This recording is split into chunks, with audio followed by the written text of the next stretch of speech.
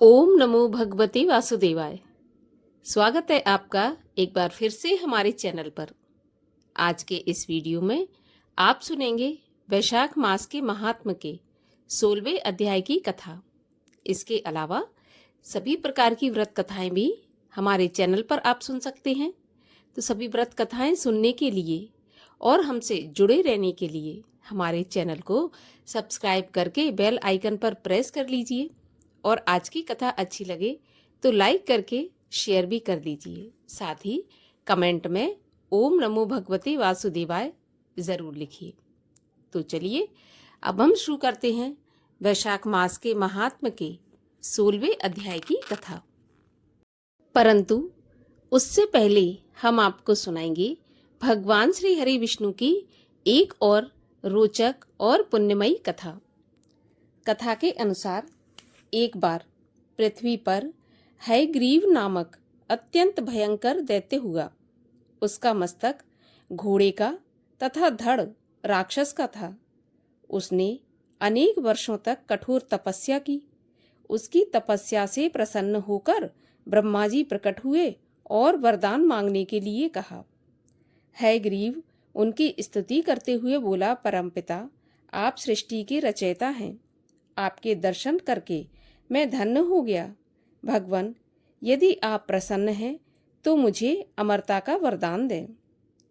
दैत्य हयग्रीव की बात सुनकर ब्रह्मा जी चिंतित हो उठे और उसे समझाते हुए बोले, वत्स, विधि के विधान के अनुसार इस संसार में जो जन्मा है एक न एक दिन उसे मृत्यु का ग्रास बनना ही पड़ता है। स्वयं मैं भी इस नियम से अछूता नहीं हूँ, इसीलिए अमरता के स्थान पर तुम कुछ और मांग लो। हयग्रीव बोला, ब्रह्मदेव, संसार में एक समान रंग, रूप, बल एवं आकार वाले दो प्राणी नहीं होते। इसलिए आप ऐसा वरदान दें कि मेरी मृत्यु उस प्राणी के हाथों हो जो रंग, रूप, बल और आकार में बिल्कुल मेरे समान हो, जो ना तो मनुष्य हो और ना ही पशु हो। तथास्तु कहकर ब्रह्मा जी ने हयग्रीव को ऐसा वरदान दे दिया। अकल्पनीय मृत्यु का वरदान पाकर हयग्रीव का दुस्साहस बढ़ गया। उसने दैत्यों की सेना एकत्रित की और स्वर्ग पर आक्रमण कर दिया। शीघ्र ही उसने देवताओं और दैत्यों में भयंकर युद्ध करवा दिया। इसमें भगवान विष्णु 10,000 वर्षों तक निरंतर दैत्यों के साथ लड़ते रहे। एक दिन युद्ध करते करते थकान के कारण भगवान विष्णु को नींद आ गई। वे वहीं पर बैठ गए और धनुष का सहारा लेकर ऊँघने लगे। दैत्यों ने जब यह देखा तो उन्होंने पूरी शक्ति के साथ देवताओं पर हमला बोल दिया। इंद्र शीघ्रता से भगवान विष्णु के पास पहुंचकर उन्हें उठाने लगा, लेकिन उनके द्वारा किए गए प्रयास सफल नहीं हुए। भगवान विष्णु अचेत ही पड़े रहे। तब इंद्र की प्रार्थना पर ब्रह्मा जी ने वम्री नामक एक कीड़े को उत्पन्न किया। उसने भगवान विष्णु के धनुष की डोरी को काट दिया। अचानक से एक भयंकर गर्जना हुई। 10 दिशाएं गूंज उठी। चारों तरफ घोर अंधकार छा गया। कुछ क्षण के बाद अंधकार छटा तो सभी आश्चर्यचकित रह गए। वहां पर भगवान विष्णु का केवल धड़ पड़ा था, मस्तक गायब हो गया था। इंद्र आदि देवगण चिंतित होकर एक दूसरे की तरफ ताकने लगे। तभी एक आकाशवाणी हुई कि चिंता त्याग दो। हे देवगणों, ये भगवान विष्णु की ही एक लीला है।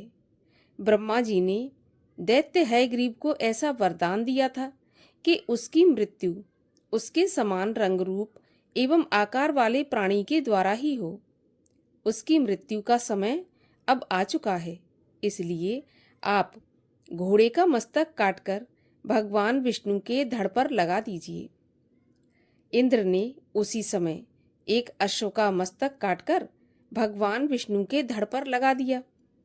सिर के लगते ही विष्णु भगवान उठकर खड़े हुए और वे दैत्य हयग्रीव के साथ मल्ल युद्ध करने लगे। दोनों में हजारों वर्ष तक युद्ध होता रहा और अंत में भगवान हयग्रीव ने दैत्य हयग्रीव को अपनी मुष्टि का प्रहार से काल का ग्रास बना दिया। इस प्रकार अश्व का मस्तक लगने से भगवान विष्णु का यह अवतार हयग्रीव अवतार कहलाया। और अब सुनते हैं वैशाख मास के महात्म के 16वें अध्याय की कथा। 16वें अध्याय की कथा में पांचाल देश के राजा पुरुयश द्वारा भगवान की स्तुति की गई है।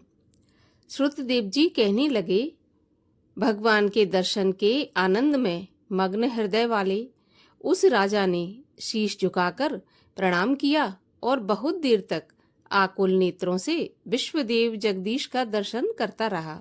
फिर चरण धोकर जल सिर पर धारण किया और बहुमूल्यवान वस्त्र आभूषण भेंट कर धूप दीप फूलमाला चंदन नैवेद्य और आत्मसमर्पण आदि से भगवान विष्णु को प्रसन्न कर स्तुति करने लगा। हे जगत के रचने वाले, पालक तथा संहार करने वाले, ब्रह्मा आदि से पूजित, मूढ़ बुद्धियों को मोहित करने वाले, पूर्ण मनोरथ, पाप नाशक, तीर्थ स्वरूप, आपके स्मरण मात्र से ही सद्गति प्राप्त होती है। हे निर्गुण विश्व मूर्ति, मैं आपके चरण आरविंदों को भूलकर तृष्णा से व्याकुल अनेक योनियों में भ्रमण करता रहा। न मैंने दान किया, न साधु सेवा की, न कभी कथा सुनी। जिस अपराध के कारण शत्रुओं ने मुझे पराजित किया, मेरा सारा वैभव नष्ट हो गया। तब मैं वन में चला गया। वहां मैंने अपने गुरुओं का ध्यान किया। ध्यान करते ही गुरु ने आकर मेरी दीन दशा पर दया करके दुख से छुड़ाने का उपाय बताया। उनके बताए वैशाख के धर्म कार्य जो शुभ फल देने वाले हैं, उनको मैं करने लगा, जिसके प्रभाव से मुझे पुनः संपूर्ण वैभव मिला। उससे मैं अत्यंत प्रसन्न हूँ। मैंने अग्नि, सूर्य, चंद्रमा, तारागण, पृथ्वी, जल, आकाश, वायु, वाणी और मन, इनकी उपासना नहीं की, क्योंकि इनकी उपासना शीघ्र फल नहीं देती, परंतु महात्मा तो क्षण भर में दुख दूर कर देते हैं। ऐसे इच्छा रहित आपके चरण उपासक महात्मा बड़े भाग्य से ही मिलते हैं। हे परमात्मन, संतों पर अनुग्रह करने वाले, आपको नमस्कार है। हे जगन निवास, हे देवेश, आप प्रसन्न हो जाइए, जिससे आपके चरण कमलों में मेरी स्मृति बनी रहे। हे प्रभु, आपके चरण सांसारिक दुखों के नाशक, अत्यंत निर्मल, इन्हें छोड़कर अब पुत्र, स्त्री, कोष आदि में मेरी आसक्ति न हो, क्योंकि विषय तृष्णा नित्य बढ़ती है और मन की गति सब जगह डोलती है। आज मैं ऐसा हो जाऊं और कल मैं ऐसा हो जाऊं। जीव इसी मोह बंधन में पड़ा रहता है। जब जीव पर आपकी कृपा होती है, तभी संत समागम होता है और तभी बुद्धि आपमय होती है। अतः मेरा मन आपके चरणारविंदों में लगा रहे, मेरी वाणी आपकी दिव्य कथा कहने में लगी रहे, कान कथा सुनने में और जिह्वा आपके गुणगान करने में अर्पित रहे, नासिका आपके चरण कमल का मकरंद सूंघने में रहे, हाथ आपके मंदिर की सफाई करने में तथा आपके भक्तों के सुगंध युक्त चंदन आदि लेपन में लगे रहे। मेरे पांव आपकी कथा जहाँ पर भी होती हो वहाँ ले जाएं। मेरी मूर्धा सदा आपकी वंदना में, कामना आपकी कथा में, बुद्धि रात दिन आपके विचार में लगी रहे। साधु संगत और आपकी श्रेष्ठ कथाओं के गान में मेरे दिन बीतते रहें। हे प्रभु, एक पल व अर्ध पल भी आपके प्रसंग के बिना व्यतीत न हो। हे भगवान, मैं संपूर्ण पृथ्वी का राज्य, पुत्र पौत्र आदि किसी की भी इच्छा न करूं, मैं तो आपके चरण कमलों की सेवा का इच्छुक रहूं।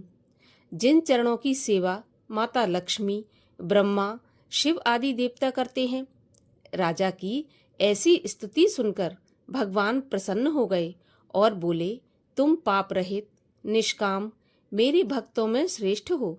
तथापि देव दुर्लभ वरदान मैं तुमको देता हूँ। 10,000 वर्ष की तुम्हारी अवस्था होगी। दिव्य धन संपत्ति होकर मुझ में दृढ़ भक्ति होगी और अंत में मेरी सायुज्य मुक्ति मिलेगी। जो प्राणी तुम्हारी की हुई यह स्तुति गान करेंगे, मैं उनको प्रसन्न होकर निस्संदेह भक्ति और मुक्ति प्रदान करूंगा। आज का दिन अक्षय तृतीया के नाम से विख्यात होगा। इसमें जो स्नान दान आदि करेंगे वे मुझे प्राप्त होंगे। गौदान करने से संपूर्ण संपत्ति प्राप्त होगी। बैल का दान करने से सभी पाप नष्ट होंगे। अकाल मृत्यु से छूटकर दीर्घ आयु प्राप्त होगी। पितृश्वरों के निमित्त श्राद्ध करने से अक्षय फल प्राप्त होगा। मैं वैशाख के धर्म करने से अत्यंत प्रसन्न होकर मृत्यु, जरा, जन्म, भय, पाप सब नष्ट कर देता हूँ, जिसके करने से अक्षय पद की प्राप्ति होती है। जो प्राणी यदि मेरे चरणों का स्मरण करता है तो उसे प्रायश्चित की भी कोई आवश्यकता नहीं होती। तुम गुरु के उपदेश से वन में वैशाख धर्मों में तत्पर हुए मेरी आराधना में लगे रहने से तुम्हें सब कुछ प्राप्त हुआ। तुम्हारे सद्धर्म से प्रसन्न होकर मैंने तुम्हें दर्शन दिया है। अब तुम देवताओं को भी दुर्लभ इच्छित भोगों को भोगो। देव देव जनार्दन राजा को ऐसा वरदान देकर वहीं पर अंतर्ध्यान हो गए और राजा भी अत्यंत प्रसन्न हुआ। उसके बाद पृथ्वी पर शासन करते हुए राजा गुरु महात्माओं का सत्संग करके नित्य प्रति ज्ञान प्राप्त करने लगा और भगवान वासुदेव के अतिरिक्त किसी को नहीं मानता था। वैशाख के सभी धर्मों को बार बार करने लगा, जिनके प्रभाव से पुत्र पौत्र आदि की वृद्धि हुई और संपूर्ण मनोरथों को भोग कर अंत में चक्रपाणी भगवान विष्णु की सायुज्य मुक्ति को प्राप्त हुआ। जो इस परम सुंदर आख्यान को सुनते व सुनाते हैं वे सभी पापों से छूटकर विष्णु भगवान के परम पद को प्राप्त करते हैं। इस प्रकार वैशाख मास के महात्म के 16वें अध्याय की कथा का यहीं पर समापन होता है। आगे के अध्यायों की कथा सुनने के लिए चैनल को सब्सक्राइब अवश्य करके बेल आइकन पर प्रेस कर लीजिए और कथा अच्छी लगी हो तो लाइक करके शेयर भी कर दीजिए।